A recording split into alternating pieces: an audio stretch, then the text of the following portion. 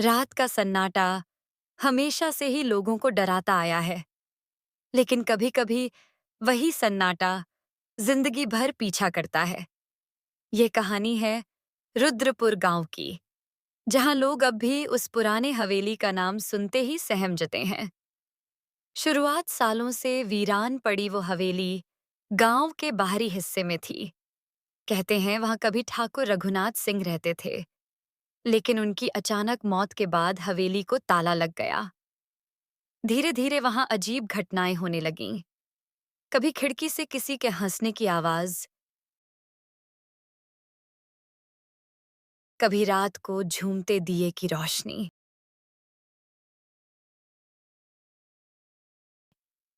गांव वालों ने वहां जाना बंद कर दिया, पर शहर से आया एक लड़का, आरव, इन सबको सिर्फ अफवाह समझता था। उसने अपने दोस्तों कबीर और रिया से कहा, सच में भूत प्रेत होते तो अब तक किसी ने सबूत दे दिया होता। चलो, उस हवेली चलते हैं, सारा डर निकल जाएगा। तीनों आधी रात को हवेली पहुंचे। दरवाजा पुराना और जंग लगा हुआ था, लेकिन अजीब बात यह थी कि ताले पर धूल भी नहीं थी।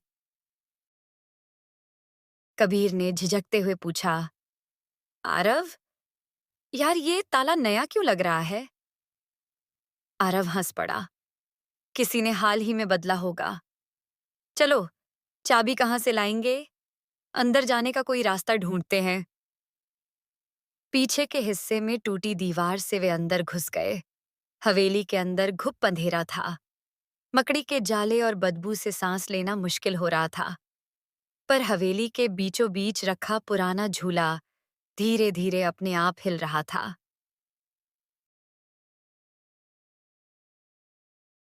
रिया कांपते हुए बोली, ये हवा से हिल रहा होगा, है ना? लेकिन हवा बिल्कुल भी नहीं चल रही थी। झूले पर बैठी सफेद साड़ी वाली परछाई दिखी। रिया चीख पड़ी। पर जब कबीर ने टॉर्च जलाई तो वहां कोई नहीं था। आरव ने फिर मजाक उड़ाया, तुम दोनों को डर जल्दी लगता है, ये सब आंखों का धोखा है। लेकिन अंदर ही अंदर उसके भी रोंगटे खड़े हो गए थे। वे आगे बढ़े और हवेली के पिछले हिस्से में पहुंचे।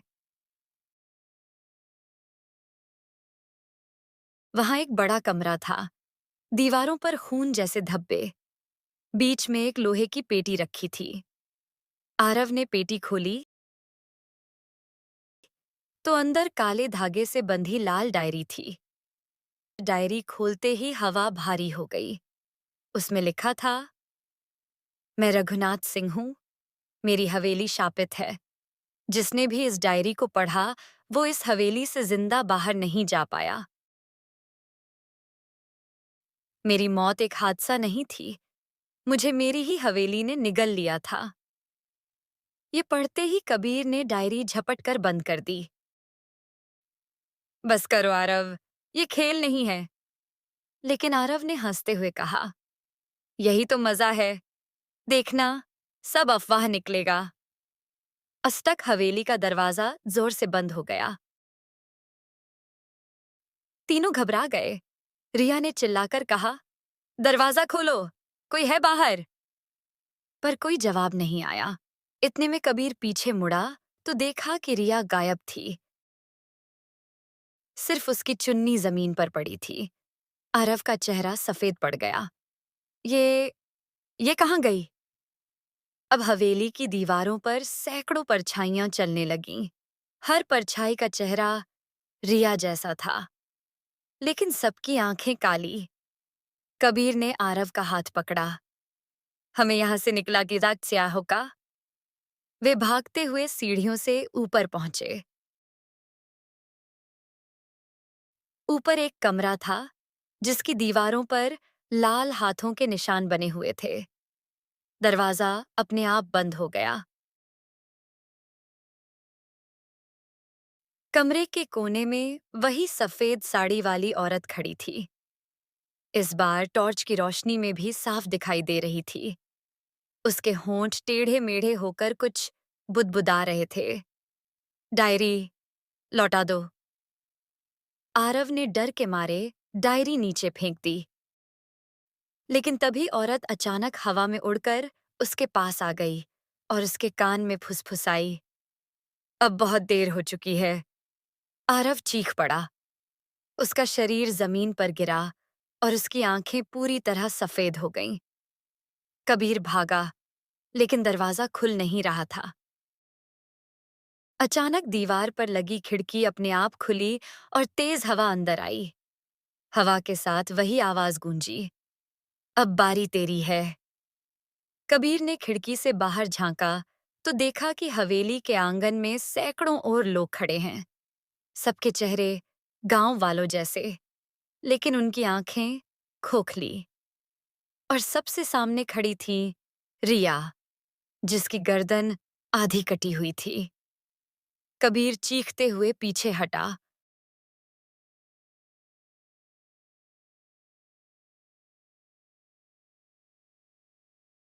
और तभी खिड़की अपने आप बंद हो गई। कमरे के अंधेरे में सिर्फ इतना सुनाई दिया, खेल अब शुरू हुआ है। खेल की गहराई कमरे में खामोशी गाढ़ी धुंध की तरह छाई हुई थी। कबीर का दिल इतनी तेज धड़क रहा था कि उसे लग रहा था मानो पूरी हवेली उस आवाज को सुन रही हो। खिड़की से बाहर झांकने के बाद जो मंजर उसने देखा था, उसने उसकी आत्मा तक हिला दी थी। रिया, वही लड़की जिसे वह बचपन से जानता था, अब उसकी आंखों के सामने आधी कटी गर्दन के साथ खड़ी थी। उसके पीछे खड़े सैकड़ों खोखली आंखों वाले लोग जैसे किसी अदृश्य आदेश का इंतजार कर रहे हों। कबीर ने खिड़की से मुंह फेर लिया। उसकी सांस फूल रही थी। नन्ही, ये सब सपना है। ये नहीं हो सकता, वह बुदबुदाया। लेकिन तभी कमरे के अंधेरे को चीरती हुई वही फुसफुसाहट सुनाई दी, खेल अब शुरू हुआ है। कमरे की दीवारें धीरे धीरे स्याह होने लगीं।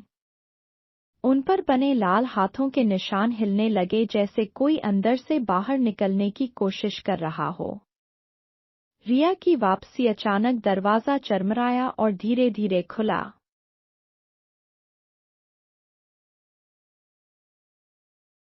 कबीर ने डरते डरते बाहर झांका। गलियारे के उस पार रिया खड़ी थी। उसके चेहरे पर वही मासूमियत थी, उसकी आंखों में वही चमक। कबीर, चलो यहाँ से निकलते हैं, उसने सामान्य आवाज में कहा। कबीर की आंखें फैल गईं। रिया, तू अभी तो। वह बात पूरी भी नहीं कर पाया कि रिया उसके पास चली आई और उसका हाथ पकड़ लिया। हाथ बर्फ की तरह ठंडा था। चलो, कबीर के शरीर में झुरझुरी दौड़ गई। उसने चाहा कि हाथ छुड़ा ले, लेकिन अजीब बात यह थी कि उसके पैर खुद ब खुद रिया के पीछे पीछे चलने लगे। हवेली का नया रूप रिया उसे सीढ़ियों से नीचे ले आई। हवेली अब वैसी नहीं थी जैसी पहले दिख रही थी। दीवारें खून से सनी हुई थी और फर्श पर हड्डियां बिखरी थीं। हवा में सड़ांध की गंध घुली थी।